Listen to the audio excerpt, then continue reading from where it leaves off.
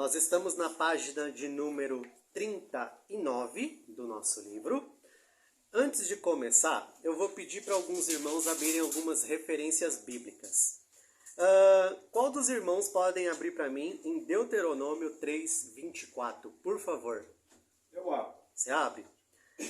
Salmos 115, 13. Eu abro. A irmã então Sibila abre.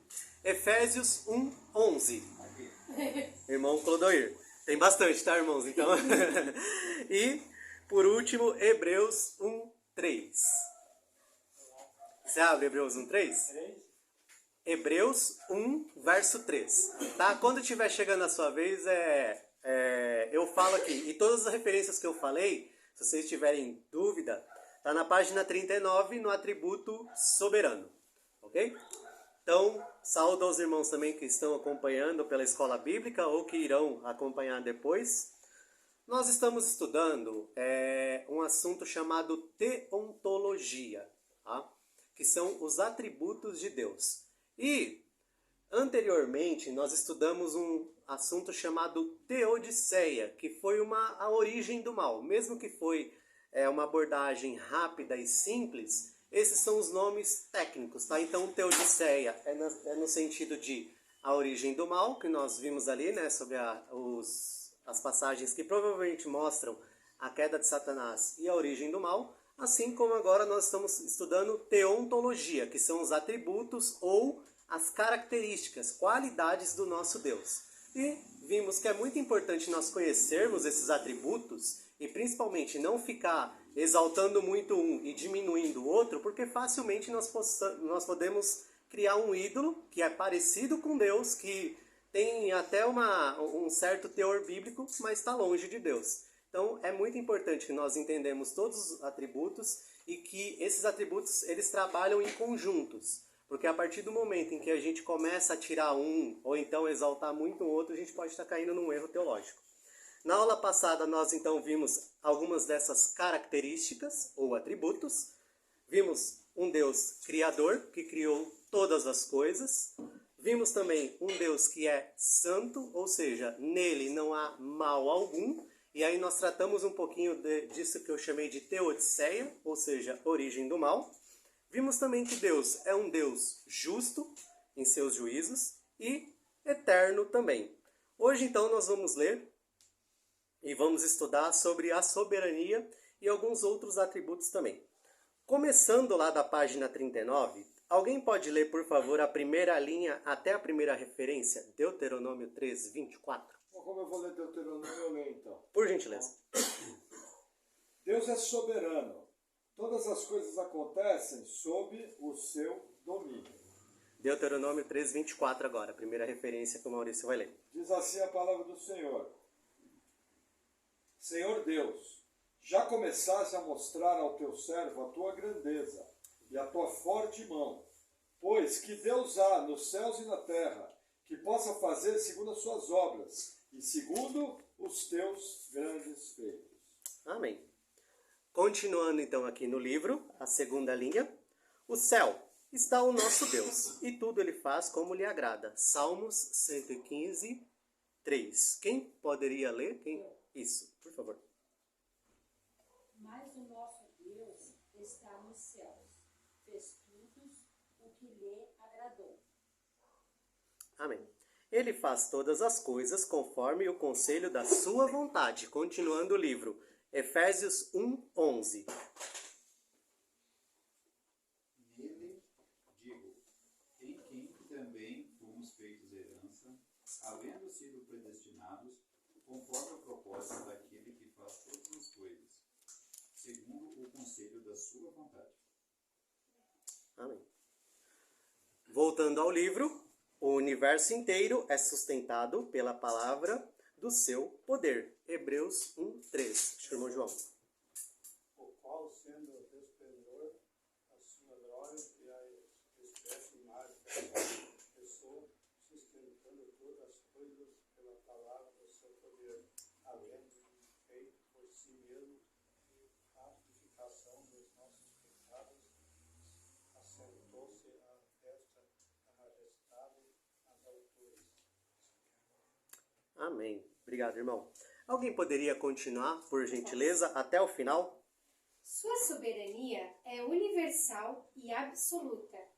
O Deus Supremo tem autoridade e governo sobre tudo. Sobre a soberania de Deus, Rod afirma que, entre aspas, ele determina quando, onde e sob quais circunstâncias cada indivíduo da nossa raça deve nascer, viver e morrer. As nações, não menos que os indivíduos, estão assim nas mãos de Deus, que lhes designa sua herança na terra e controla o seu destino. Soberania é o atributo de Deus a partir do qual ele governa toda a criação. Uma única partícula de poder, fora de controle, pertenceria a outra pessoa, e Deus não deixaria de ser governante. Deixaria de ser soberano e tornaria-se então um Deus limitado. Ou seja, o que aqui essa palavras do nosso irmão Tozer, ele está dizendo que qualquer coisa que fugisse do controle de Deus, ele deixaria de ser soberano e de alguma maneira ele seria um ser limitado. Quando nós falamos de soberania, é bem interessante porque nós como seres humanos às vezes é um atributo de Deus que a gente não entende e que até mesmo a gente rejeita. Você tem um Deus que governa todas as coisas e que determina tudo o que vai acontecer. Deus, ele é um ser que é soberano, ou seja, ele faz do jeito que ele quis e ele determinou todas as coisas e ele tem todo o poder para executar isso. Então isso é a questão de soberania. Às vezes a gente tem um pouquinho de dificuldade num Deus que decreta todas as coisas, que determina, que faz tudo como ele assim aprouve. A gente quer ser o nosso, vamos dizer assim, o nosso senhor do nosso destino.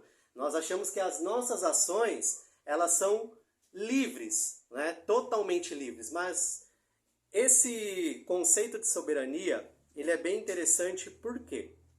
Porque ao mesmo tempo em que Deus ele é soberano, ele também deu a criação dele, né, a alguns seres, a capacidade de decidir algo. Por exemplo, nós vimos a semana passada, quando a gente foi estudar a origem do mal, ali o indício, né, da criação, que Deus ele cria então um ser e ele deixa, né, esse ser ali ter um poder de decisão.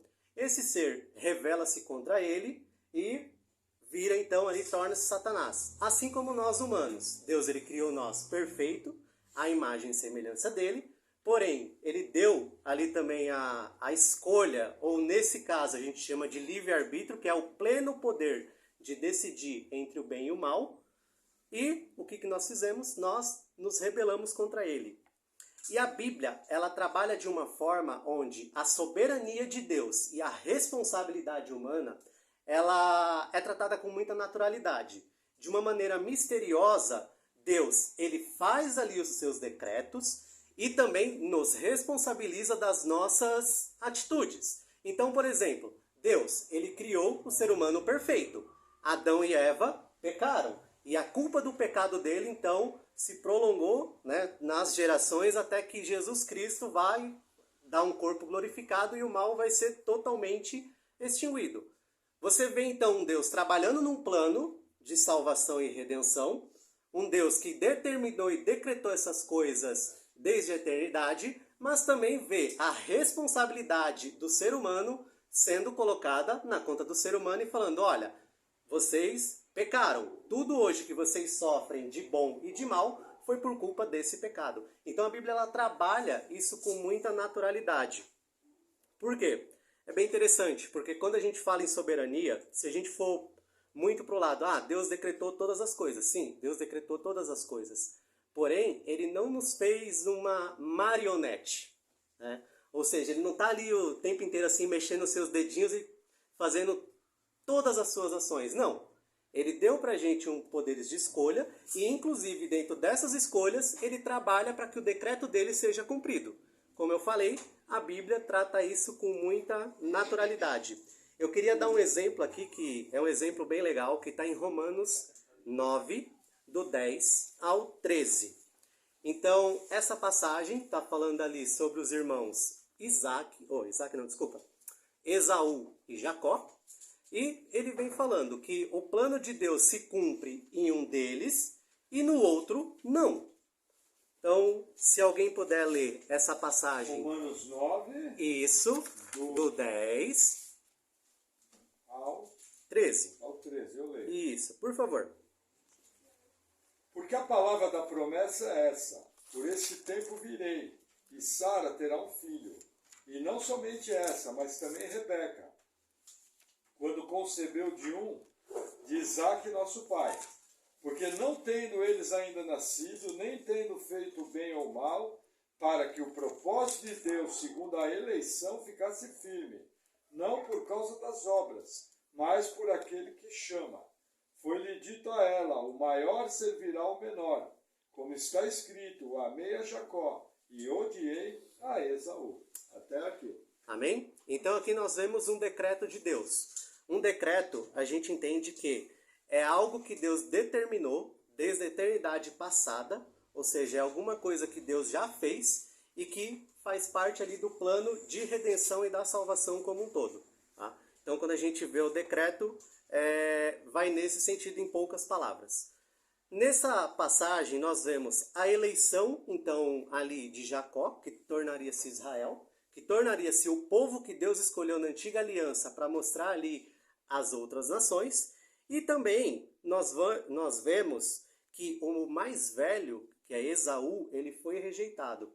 O que é interessante nessa história? É porque quando a gente vai olhar a tradição judaica, o mais velho ele tinha uma porção maior, no sentido assim de herança, de partilha. Metade da herança era do mais velho. Isso. E você tinha também uma bênção especial por ser o mais velho. Né? O que acontece é, Jacó ele engana, né, ali o pai dele, Isaque.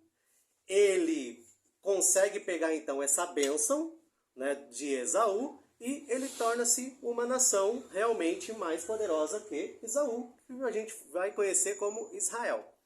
Porém, tem um detalhezinho que é bem interessante. Ao mesmo tempo em que nós vemos a soberania de Deus agindo e escolhendo Jacó, nós agora vamos ver lá em Gênesis 25, se os irmãos quiserem abrir, que Esaú também tem uma responsabilidade. E a Bíblia mostra isso, como eu falei, com muita naturalidade. Então, apesar de ser difícil para nós entendermos que a soberania de Deus e a nosso poder de escolha andam juntos, Deus, ele trata isso com muita naturalidade, de maneira misteriosa, que nós não entendemos às vezes, né? Ou que é bem difícil da gente entender. Em Gênesis 25, do versículo 29, está escrito assim, Gênesis 25, verso 29. Isso aqui é uma passagem que estão falando dos dois irmãos, Esaú e Jacó. E Jacó cozera um guisado, e veio Esaú do campo, e estava ele cansado. E disse Esaú a Jacó: deixa-me, peço-te, comer desse guisado vermelho, porque estou cansado. Porque isso se chamou Edom. Por isso se chamou Edom, desculpa. Então disse Jacó: vende-me hoje a tua primogenitura. Olha o que Jacó pede. E disse Esaú: eis que estou a ponto de morrer, para que me servirá a primogenitura? Então disse Jacó, jura-me hoje. E jurou-lhe, e vendeu a sua primogenitura a Jacó. E Jacó deu pão a Esaú e o guisado de lentilhas. E ele comeu, e bebeu, e levantou-se, e saiu. Assim desprezou Esaú a sua primogenitura. Então, ao mesmo tempo em que Deus ele elege Jacó, a gente vê também aqui a responsabilidade de Esaú, porque Esaú aqui, ele está ali numa situação onde ele está cansado, está com fome, ele toma uma decisão ali, né, que ele pensou, apesar da gente olhar e falar assim, não foi uma decisão muito inteligente, mas concorda aqui no texto que foi ele que olhou, avaliou aquela situação e falou, bom, para que me serve essa primogenitura? E aí ele vende a primogenitura ali por um prato ali de comida. Então a gente vê que, apesar de Deus ter decretado, a responsabilidade humana também sendo aqui, né, tratada dentro desse texto. A gente olha também um outro exemplo que eu não vou abrir aqui para não se estender muito. Faraó. Faraó não endureceu o coração? Mas quem endureceu o coração do faraó? Foi Deus. Então, ao mesmo tempo que você tem essa perfeição de Deus sendo soberano e falando assim, eu vou operar o meu juízo sobre o Egito, e endurece o coração de Faraó, o próprio Faraó também tem a responsabilidade de endurecer o coração. E essas duas coisas trabalham juntas. Pode falar. O que acontece? Primeiro, no caso de Esaú, esse texto aqui de Gênesis 25 está para mostrar o quê? Veja, as nossas atitudes mostram o que vai no nosso coração. Quando Esaú vendeu a primogenitura, ele vendeu metade da herança e ele vendeu o direito de ser o patriarca do clã. Olha o nível. Por que essa passagem está na Bíblia? Para expor o coração de Esaú. Ele chutou tudo. Inclusive, quando ele se casa com duas mulheres estrangeiras, ele mostrou total falta de respeito pela tradição da família, que eles só faziam casamentos dentro da família. Tá? No caso de Faraó, demonstra também um complemento. Por quê? Todas as vezes que Deus afastar a sua mão do ser humano e entregar o ser humano a ele mesmo, normalmente é o principal instrumento para que o decreto de Deus se cumpra. Em resumo, sabe por que nós estamos de pé? Estamos acertando mais do que errando? Porque Deus não nos entregou ao nosso próprio desejo. Porque se Ele nos entregasse ao nosso próprio desejo, o nosso índice de erro seria muito maior. Então o que eu tenho que entender? Gênesis 6 fala que o Espírito Santo contende com o homem. E aí Deus fala, o meu Espírito não contenderá mais com o homem. O que acontece? Quem limita a ação humana é o poder de Deus, através do ministério do Espírito Santo. Para Deus fazer com que o homem cumpra a vontade dele é simples, é só afastar a sua mão. Aí o Esaú chuta tudo, o Faraó chuta tudo, Pôncio Pilatos, Anás, Caifás, daí acabam cumprindo. Aí o que acontece? Como Deus conhece o futuro, Ele sabe exatamente o que vai acontecer quando retira a sua mão.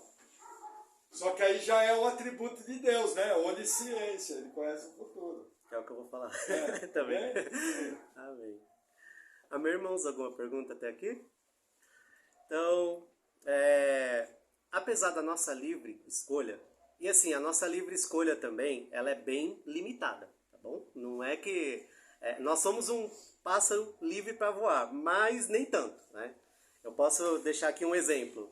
Hoje, Deus me deu a possibilidade de vir para a igreja de carro, a pé, de ônibus ou, sei lá, de bicicleta. Aí eu, na minha escolha, né, no meu poder assim que Deus me deu, eu escolhi vir de carro. Assim como alguns irmãos aqui também vieram de carro, a pé, enfim, de alguma coisa. Porém, eu não vim com uma Ferrari, não vim com uma BMW, não vim com Rolls Royce, não vim de helicóptero. Por quê? Porque Deus não me deu. Deus me deu o carro que eu tenho. Então, até mesmo esse poder de escolha que nós temos e que nós fazemos, ele tem uma certa, vamos dizer assim, Deus, é de Deus que vem isso.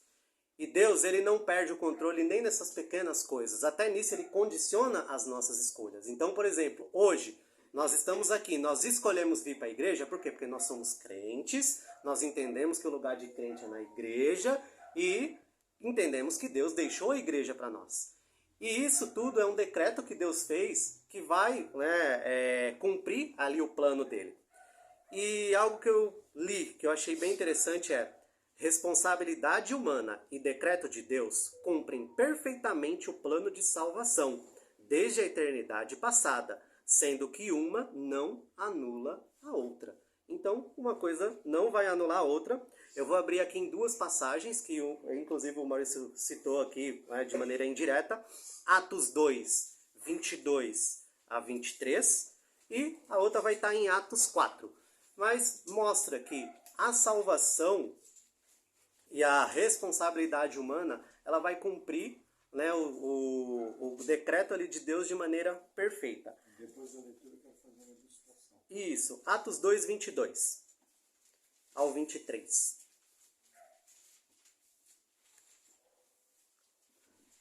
Atos 2, 22. Homens israelitas, escutai essas palavras. A Jesus Nazareno, homem aprovado por Deus entre vós com maravilhas, prodígios e sinais, que Deus por ele fez no meio de vós, como vós mesmos bem sabeis. A este que vos foi entregue pelo determinado conselho e presciência de Deus, prendestes, crucificastes e mataste pelas mãos dos injustos. Então, mais uma vez, nós vemos que Deus, ele determinou a morte de Jesus, porém, infelizmente, nós, pelos nossos pecados, nós também somos responsabilizados por isso. Né? E Atos agora 4, do 27 ao 28, está escrito, Atos 4, 27 ao 28, porque verdadeiramente contra o teu santo filho Jesus, que tu ungiste, se ajuntaram não só Herodes, mas Pôncio Pilatos, com os gentios e os povos de Israel, para fazerem tudo o que a tua mão e o teu conselho tinha anteriormente determinado que se havia de fazer. Então, mais uma vez aqui nós vemos que a responsabilidade humana e a soberania de Deus, elas contribuem para os próprios decretos que Deus estabeleceu desde a eternidade, sendo que uma não anula a outra. É algo bem difícil da gente entender, é algo que é um mistério de Deus para as nossas vidas, porém, a Bíblia trata com muita naturalidade e temos que olhar isso e assim, ao mesmo tempo que nos deixa constrangido, porque realmente nós somos responsáveis por todas as coisas que nós fazemos e eu creio que um dia nós vamos dar conta a Deus, vemos também que todas as coisas que acontecem, inclusive que a gente acha boa ou ruim, lembrando que o nosso senso de justiça e o nosso senso do que é bom ou ruim já é contaminado pelo pecado, todas essas coisas, elas contribuem para um decreto, ou seja, Deus ele já fez isso desde a eternidade passada e o final de todas essas coisas, ele mesmo vai ser gloriado. Amém? Acho que você queria fazer uma ilustração? Vou fazer uma ilustração para vocês entenderem. A Luísa vai ser uma pessoa que acredita em livre-arbítrio. Tá? O que a Bíblia ensina? A Bíblia ensina que livre-arbítrio quem teve foram Adão e Eva antes do pecado e Jesus Cristo quando pisou na terra. Os demais, por causa da natureza pecaminosa, têm liberdade de escolha. Essa é uma diferença grande. Então eu vou perguntar, Luísa, você acredita em livre-arbítrio? Sim. Sim. Posso te provar que você não tem livre-arbítrio? Sim. Tá. Você gosta do pecado? Não. Você gosta de pecar? Não. Diariamente você peca? Sim. E você me disse que tem livre-arbítrio. Sim. Então me faz um favor, para de pecar e nunca mais peque. Você consegue? Não. Mas você não tem livre-arbítrio? Não. Entenderam? A maior prova que você não tem livre-arbítrio é que você não quer pecar. E você não consegue parar de pecar. Agora, quando esse corpo for para a sepultura, ou for transformado no arrebatamento, aí você não vai mais ter a natureza pecaminosa no sangue. Aí você vai voltar a ter livre-arbítrio. Entendeu? Essa é a grande diferença. Sim, irmão? Duas questões. Explicar então o que significa a palavra arbítrio, tá? A outra opção nossa é livre escolha. Então a gente tem como escolher, né? Isso que você falou, né? Sim. A gente não tem livre-arbítrio. Então, arbítrio seria julgar, livre julgamento, é isso? Arbítrio seria a capacidade de escolher de maneira contrária à sua natureza. Por exemplo, Adão e Eva foram criados perfeitos. Lúcifer foi criado perfeito. A Bíblia fala que até o momento que se achou iniquidade, Lúcifer era perfeito. Eles tiveram a capacidade de escolher contrários à sua natureza. Nós temos uma natureza pecaminosa e não conseguimos escolher contrariamente a ela. Sempre vai ter uma pendência.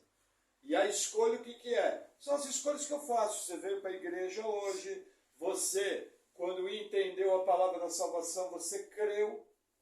Ao crer, você fez uma escolha autônoma, consciente, com todo o seu coração.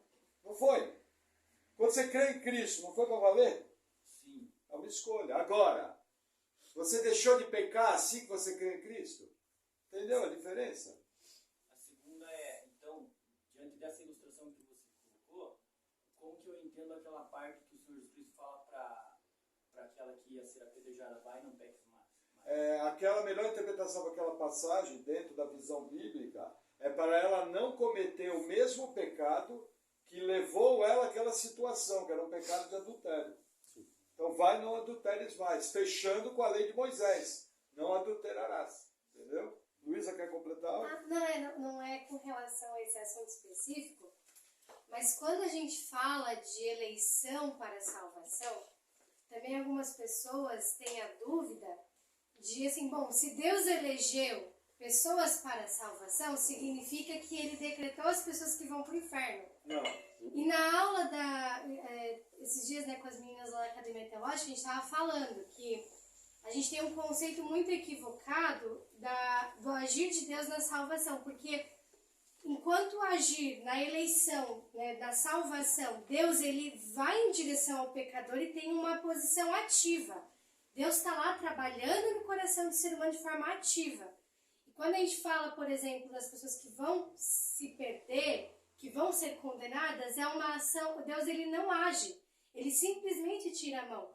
Porque às vezes as pessoas pensam que Deus está engajando as pessoas a pecar. E não, na verdade Deus ele simplesmente abandona a pessoa para que ela siga a sua própria natureza, que é a pecaminosa, e seja condenada. Porque às vezes a gente acha, não, então Deus está querendo que todo mundo vá para o inferno, tá? Incentivando todo mundo a pecar. E na verdade não é isso, é exatamente como o Erasmo falou. Deus tira a mão. E quando ele tira a mão, a gente age de acordo com o nosso coração pecaminoso. Então Deus não precisa fazer nada para a gente ser condenado. E isso mostra o problema do nosso pecado, que Deus tem que agir de forma poderosa para reverter nosso coração pecaminoso e nos levar para a direção correta, porque senão a gente também estaria indo... Então, o tamanho do poder do pecado na nossa vida e o tamanho da nossa desgraça sem Deus, porque Deus teve que agir diretamente. Ele compara, né, tipo, uma luz irrompendo na escuridão, rompendo tudo aquilo que é ruim, para daí gerar salvação, né? Então, é bem... Quando nós lemos a Bíblia, desde ali de Gênesis, eu vou colocar assim uma maneira bem grosseira e simples, tá? Então, claro, quando vocês forem ler, vocês forem estudar, vocês vão muito mais profundo. Mas de uma maneira bem simples, depois que o homem cai, a gente sempre vê a culpa do pecado e o que esse pecado causou nas pessoas desde ali. E quando nós vemos o ministério de Jesus Cristo, a gente sempre vê Jesus Cristo como alguém que vem resgatar, como está escrito ali em 1 Timóteo 1,15, que Jesus Cristo veio para resgatar o pecador. Por que isso? Porque o nosso natural é ir para o inferno.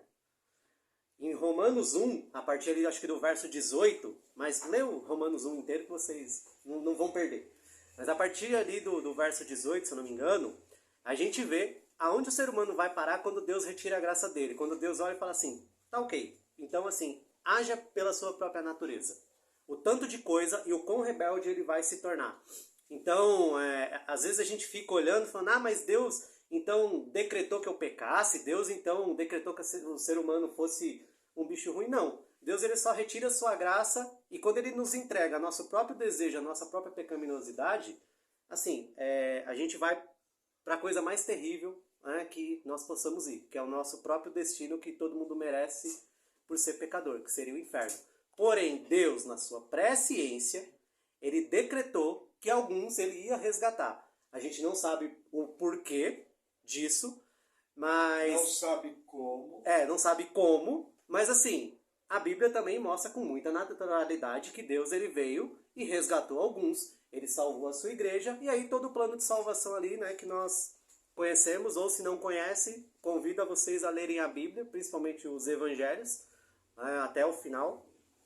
Vocês vão ver ali o plano de salvação de Deus, Deus ele resgatando esse pecador. Então às vezes a gente vê muito essa questão assim, né? Não, se Deus fez isso, logo ele fez aquilo. Né? Não, tá? É só ele nos entregar a nossa natureza que assim, a gente nem precisaria de Deus para fazer alguma coisa errada, porque Nossa própria natureza já nos entrega Vamos isso. usar a ilustração do Augusto Nicodemos? O reverendo Augusto Nicodemos tem uma ilustração muito boa. Imagina uma rua do centro de Curitiba lotada. Aí alguém aluga uma sala lá e coloca um letreiro bem grande. Vinde a mim, vós que estáis cansados e oprimidos. E aí a rua 15 de novembro lotada. A turma vai passando, alguns vê aquela placa, vai embora, outros vê a placa, vai embora, outros nem olham para a placa. De repente o camarada vem andando, ele para e olha a placa, fala, nossa, vinde a mim, vós que estáis oprimidos. Resolve entrar. Ele entra. Quando ele entra, está rolando um louvor lá dentro, uma música cristã, ele acha o ambiente legal, começa a olhar tudo, aí ele vira para trás, olhando em direção à porta. Aí ele vê escrito no teto, mas só podeis vir a mim aqueles que o Pai trouxer. Essas são as duas verdades bíblicas. Então o que eu quero que vocês entendam? O camarada, quando vinha andando na rua 15 de novembro, ele fez uma escolha autônoma de entrar naquele lugar, autônomo e consciente. Ele leu, olha, eu estou cansado e estou oprimido, eu quero. Ele entrou. Só que assim que ele entrou, ele descobriu que aquilo só foi possível, que foi o poder e a bondade de Deus que trouxeram ele.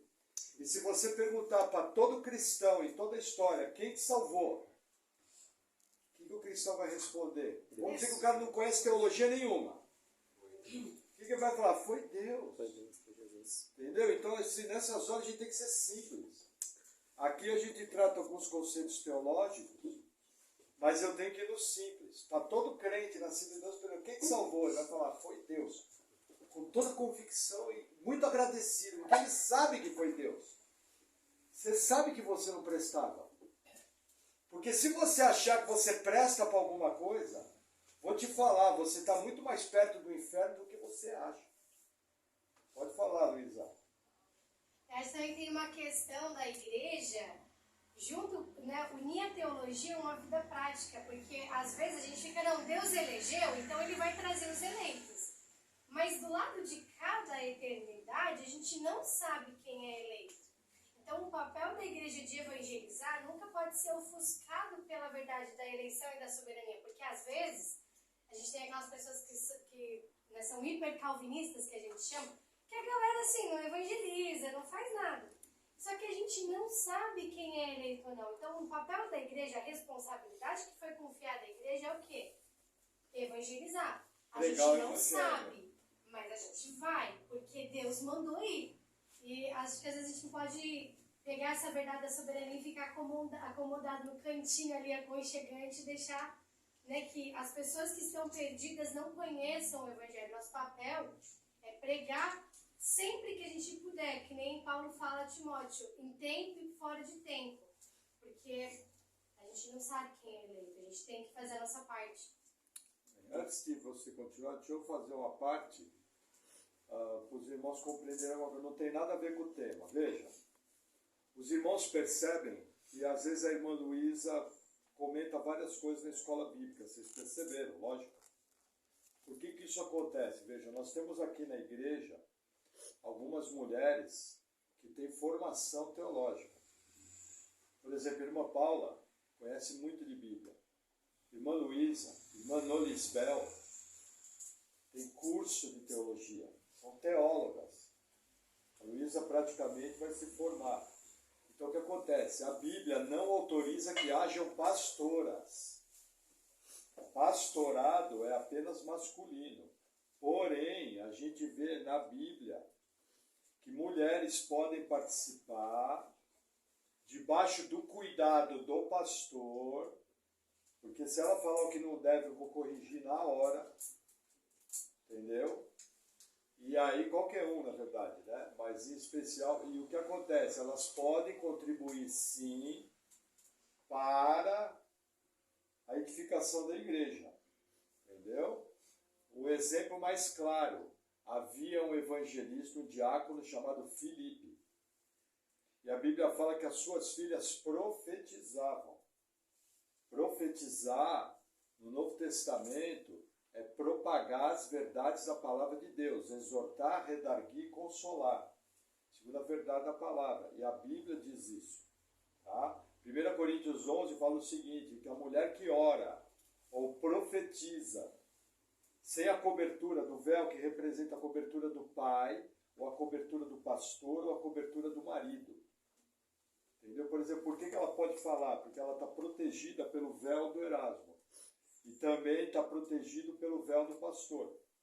Entendeu? Então ela pode, dentro da doutrina, falar, só para vocês entenderem. Tá? Porque às vezes fica perguntando, pô, mas não tem pastora, por que as mulheres falam? Falam porque as que têm conhecimento podem compartilhar, sim, uma virtude espiritual.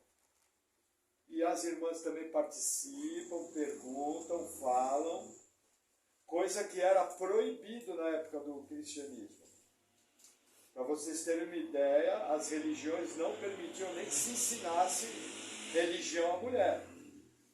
Só se ela fosse virar sacerdotisa, aí podia. E normalmente, ao ser sacerdotisa, ela virava uma prostituta cultual, para praticar sexo ritualístico, o que não é tão honroso, né? Tá bom? Fica registrado aqui, professor, me perdoe, mas eu aproveitei a deixa. Página 40, onipresente. Alguém poderia ler, por favor? Pode ler o atributo inteiro, onipresente. Está em todos os lugares. Não há como fugir de sua presença. Como destacou o salmista. Se subo aos céus, lá estás. Se faço a minha cama no mais profundo abismo, lá estás também. Salmo 139, 8.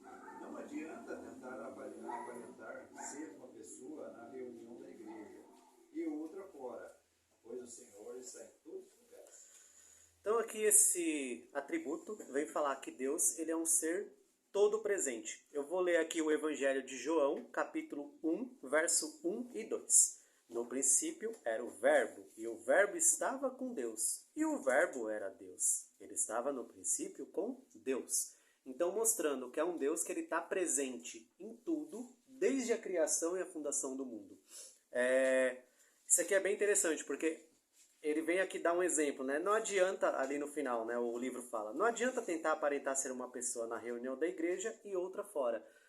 Parece que às vezes a gente quer fazer isso, né? A gente não entende que Deus é um Deus que já está presente em todos os lugares, desde a fundação do mundo. Então não adianta a gente ter uma casca aqui na igreja e outra lá fora, porque Deus está vendo tudo. A gente vê, por exemplo, o exemplo do nosso irmão Jonas, que tentou fugir para longe de Deus. E que Deus até ali no ventre do peixe estava presente com ele. Então, esse sentido, Deus ele é um ser que é todo poderoso e ele está em todos os lugares. Ele está presente em tudo. Ele tudo vê. Ele vê tanto que ele vê até mesmo quem é você e ele nos conhece mais do que a nós mesmos. Então, quer a pessoa que mais me conhece por dentro? É Deus. Na verdade, é só Deus. A Luísa, por exemplo, a minha esposa, ela me conhece muito bem. Eu me conheço muito bem. Mas mesmo assim, não se compara ao quanto Deus me conhece. Porque Ele é onipresente, inclusive no meu ser. Ele esquadrinha o meu coração, que é algo que às vezes nem eu consigo fazer. Às vezes eu estou assim com alguma coisa, eu falo assim, meu Deus do céu, tem alguma coisa errada comigo. E Deus está lá. Deus sabe. E aí quando a gente ora, lê a Bíblia, Deus revela a nós. Então, esse sentido de onipresente é isso. Deus está presente em tudo, em todos os lugares. Não tem como nós fugirmos de Deus. É uma enganação para nós mesmos tentar ser crente na igreja e aí na segunda-feira fazer tudo errado. Você está escondendo de quem? Você está escondendo, sei lá, de mim? Você está escondendo do pastor? Você está escondendo de um ser humano? Pode até esconder. Mas de Deus, que é quem vai te julgar com retidão, que é quem vai, né? Você vai prestar conta a Ele está vendo tudo. Então, assim, é algo que às vezes a gente faz e não tem o menor sentido. Que o ser humano, né, tenta se esconder de Deus. Amém? Vai encerrar a aula? Vamos parar aqui. Eu vou parar mesmo. Por exemplo, quem já viu aquela ilustração do diabo no inferno, com tridente espetando as pessoas, judiando as pessoas e dando chicotada nas pessoas? Quem já viu isso, essa cena? Tá. Isso não é bíblico. Tá? Olha que interessante o que Salmo 139, 8 fala. Se subir ao céu, lá tu estás. O salmista está falando de Deus. Se fizer no inferno a minha cama, eis que tu ali estás também.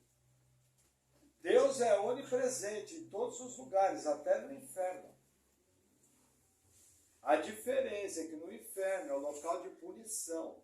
Assim que a pessoa morre, o seu corpo vai para a sepultura. Aqueles que morrem sem Cristo imediatamente vão para a condenação no inferno. Para que no futuro a pessoa ressuscite, receba um corpo que não morre e vai ser lançado em tormentos no lago de fogo, com o corpo e tudo. Qual é a diferença do inferno com o lago de fogo? No inferno vai o homem invisível, sua alma e seu espírito. No lago de fogo vai o ser completo. O homem invisível, que é alma e espírito, mais um corpo que não pode mais ser destruído. Por isso que o tormento é pela eternidade. Então o que eu quero mostrar para vocês? Deus é onipresente em tudo. Em tudo. Tem um versículo que fala, não me lembro agora, que inclusive é a presença de Deus que sustenta o universo. E nós sabemos pela física que entre um planeta e outro tem nada, tem um vácuo. O vácuo é nada. Então o que segura os planetas no lugar, as estrelas no lugar? É o poder de Deus. Inclusive fala que ele coloca o universo na palma das suas mãos. É uma coisa absurda. E ele conhece todas as estrelas pelo nome. Nossa mente não consegue conceber. Amém? Amém. Só para encerrar aqui, irmãos, leitura que eu utilizei aqui para dar um apoio à nossa aula, o conhecimento do santo e os atributos de Deus, parte 1, ambos do nosso irmão Tozer, e a sistemática do MacArthur, tá bom? Meus irmãos, vou então encerrar.